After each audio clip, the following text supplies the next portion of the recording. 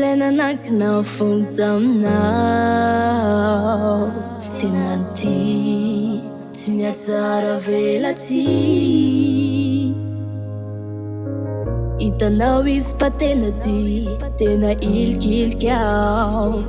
na misalinao tsy nasinao dikany niafiny avoko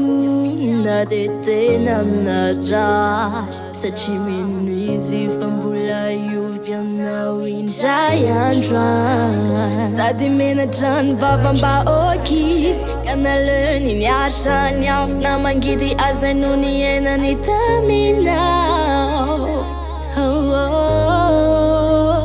rehefa tianao izy aza pitsalina fa azo rehefa tiana sao efa lasa izy indray androany zay vao anenany oriny rehefa tianao izy aza pitsalina fa azo rehefa tiana sao efa lasa izy indray androany zay vao anenany orina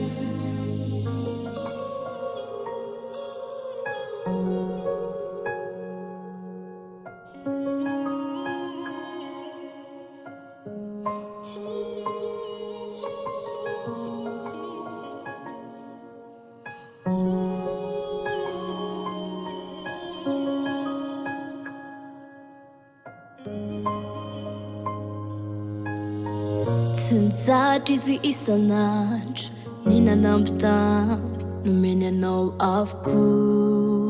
na teny mamsangisangy saingy tsy mba tsapanao mihitsy zany fa tô mafaly anao mahita anazy mitomany mbadin'io ihany fa sao aneniny indray androany rehefa tianao izy aza pitsaly fa azo rehefa ty sao efa lasa izy indray androany zay vao anena any aoriny rehefa tianao izy aza pitsaly fa azo rehefa ty sao efa lasa izy indray androany zay vao anena itomany fa tsy zakory lany andeha ampifilafi ia mbola eo izy azombela itomany fomeo azy le tampotampo ndraiky teny many azo rehefa ty